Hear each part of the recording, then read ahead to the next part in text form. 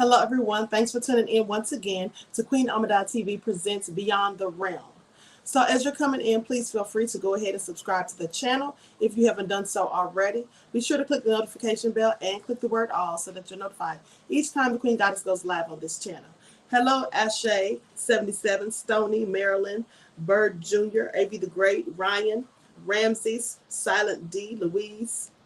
Okay, let's get ready to get into it. Hello, Bryce, Craig, Aaron. All right, Kenya, True Justice, Aeon, Smoketown, One Who Cares, Crimson Countess, Blake. Let's get into it, people. So this is a story about a woman who was dreaming of a house for numerous nights, and then she ended up actually seeing the house, all right, and going inside, and it was exactly as she had dreamt.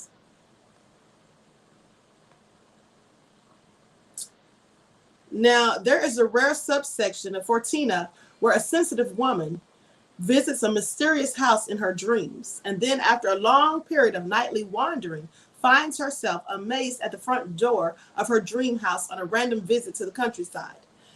Now, on the visit, she then proceeds to impress the owner or resident with her knowledge of the geography of the house as it is, but also of her knowledge of the house as it once was. She points to the wall in the sitting room and says, "I thought there was a door there." And the amazed resident admits that there was until it was blocked a couple of years before. So this woman, she's telling them all about this house, but she's never even been inside. She's never set foot in there. And this is actually a documented case. Pay attention. Now, there's two similar stories, only both of them happen to be absolutely true. So Pat had a recurring dream about a house ever since she was 10 years old. Now, this is another story. I'm not finished with the first. Pay attention. So she had a recurring dream about a house ever since she was 10. And in her dream, she was showing people around the house. Now, she would walk up the stairs into a turret, and looking to the left, she would see a stained glass window. Up the stairs, there were four poster beds in all of the rooms. One of the doors terrified her. She could never open that door for some reason. Now, during the summer of 1993, Pat found a picture of her Hancock County dream house that was for sale. A friend, her daughter, and her all went to the house. She says, "When I saw it, I was filled with an overwhelming sense of sadness. A lot of things in the house were just as I had seen them in my dream. The layout was the same, and a railroad track ran through the back. Upstairs in the attic was a copper-lined cistern. Now, the bedrooms even had four poster beds, just like in her dream." She says, "But as I got to one of the bedroom doors, I felt electricity, and I couldn't open it. Now, my friend had to do it. I felt like I was going to scream. I was literally shaking. Behind that door, there was an attic where we found a poster bed, four poster beds. There was an electric feeling in the attic. I was simply terrified, but I felt I had to explore the room." Now, she said she wondered if maybe she had lived or died in the house sometime in another life. Rossi Mackey, her ghost hunting friend, had a recurring dream from her earliest years. She said she had fashioned poster beds, antique dressers, old pictures, and she says, "I know nobody lives here, but there is no dust. Somebody is taking care of this place, and I don't know why." Now, at the end of the hall on a table, there was a turn-of-the-century wedding picture sitting in a frame. She said, "I talked about this dream over the years to many people, including my husband, Steve, before we got married. After 12 years of marriage, Steve's father moved to West Lafayette, a town that she'd never visited, and with his new wife, who they took them to visit her father's house. Now, she says, "It came to me as I was rounding the bend of the stair that this was the house. There were the bedrooms, the furniture, and the wedding photo. The house had not been occupied for about a year since her father was ill and staying with her sister. But someone came to take care of it. I finally understood why my dream In my dream, the house was empty, or it seemed empty, although it had been cared for. But I still don't know why I dreamed of it for so many years. Corey also remembered this. She says, I can't add to your latest haunted house story, but I was fascinated to see this. When I was perhaps 9 or 10, I had the same vision of the house. Now, let me tell you something. This is two different people. Both had recurring dreams about this particular house from the time they were children. Now, another similar story, there was a woman and her husband. They were looking to buy a new home. The woman dreamt of a house for 5 nights in a row.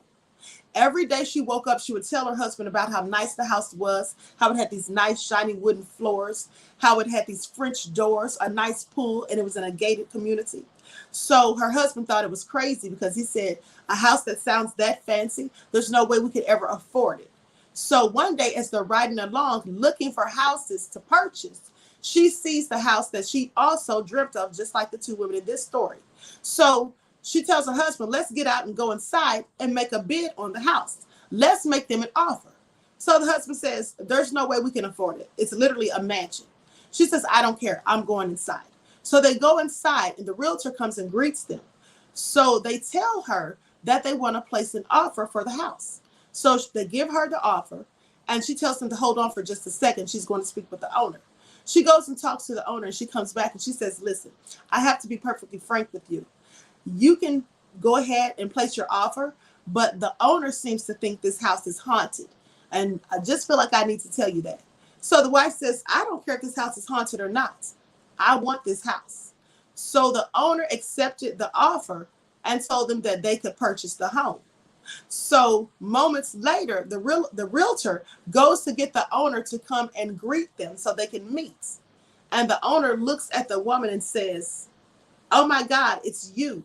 You're the ghost that's been haunting this house. Now, mind you, the woman had dreamt of this house. She had, in perfect detail, described everything that was in the house. The crystal chandeliers, the nice wooden floors, the French doors, the pool, the gated community, and all of that. So I think, okay, have to be careful with you. Sandy says, what spirit was giving her these visions about the house? I don't think anyone was giving her visions, Silent D. I think she was astral projecting. Sometimes when you're asleep, your spirit literally leaves your body and goes wandering off to different places. This has been documented, as has this story. Now, when the spirit goes out and visits different places and then returns to the body, you don't remember having gone there. But then years later, or maybe months or weeks later, you can go somewhere and you've never been there and you say, it looks like I've been here. This looks very familiar. And they call it deja vu. But it's likely because your spirit astral projected and went wandering out when you were asleep. And also, when people say that they've seen ghosts, sometimes it isn't actually ghosts. It's the spirit of someone who's actually astral projecting. Okay? Silence says, yes, I just remember that astral projection is a thing. Absolutely. My spirit visits Magic City, says Gutterman. Okay. It happened in Black Panther. Absolutely. This is interesting, Queen. Well, thank you, beloved. So that is really crazy, right? So anyway, her and her husband went ahead and purchased the house. And the reason they got the house for so cheap, because remember, it was a mansion. It was a beautiful home. And the husband didn't think they could ever afford something like that. So lucky for her that her spirit was obviously astral projecting, because the owner clearly thought it was haunted. So she was willing to sell it to the first person to give her an offer. And that's what she did. And this story, as I said, is documented, and it actually happened in the UK. Okay? And there's also a story about a woman who described a woman who frequently dreamt of a certain house. She had last saw the very house while motoring through Rhone Valley.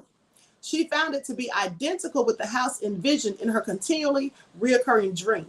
Identical even in the detail of the white gate, offering admittance to the lawn in front of the house, polars and limes, violets, periwinkles, and anemones. They were all there, precisely as she had seen them in her dream. But she had not seen before the "To Let" sign. That's what the sign said, "To Let." She approached the familiar steps and rang the doorbell. The caretaker who answered told her that the house was to let because it was so haunted. So she says, "Today, I have seen the ghost that the caretaker," or the person that answered the door says, "I have seen today the ghost that the caretaker concluded, and it's you." So there's numerous stories about these things happening, right? Numerous stories about these things happening. So I thought that was very interesting. I've been in this house before. That's the name of the story. All right. So I hope you all enjoy that short story. Dark Skin Brother said, "I have noticed that a few times too now that I think about it. All very true, Queen." Absolutely. My Egypt says, "Astral flight or spirit lead to energize." So she's seen the house because she's a ghost, not spirit guest. So different than ancient ones. Shay said maybe she was murdered there in another life and came back in a different form. I don't know, could be, but I think she was astral projecting. That's what I think. Ramsey says that happens to me a lot. Really, Ramses? So you astral project? Very interesting. There was a person on George Norrie's podcast a few years ago, right? Called Coast to Coast. And he was saying that he actually had the ability to astral project on command. You have to be very spiritually in tune to be able to do it on command, right? So that is interesting. Okay, so with that all being said, and Ramses, thank you for your insight into the topic and your contribution, beloved. Peace, love, and blessings to you. So with that being said, Sexy One says, "Love you, Queen," and I love you right back, beloved. So with that all being said, I'm going to conclude this broadcast because I'm coming right back with another story. Now, this one is the tale of the headless men, okay, of the Nahanni Valley. We're going to talk about that and then hold tight because there's one more. So I hope to see you all in the next chat. Don't forget to like and share this video, subscribe to the channel if you haven't done so, click the notification bell and click the word all so that you're notified each time the Queen Goddess goes live on this channel. Don't forget you can follow me on Instagram at Queen Ahmadiyyah, also on Instagram at Divine_Goddess_27, Brighton, Patreon, and Melanated People at Queen Ahmadiyyah, and Twitter at DGoddess27. Peace.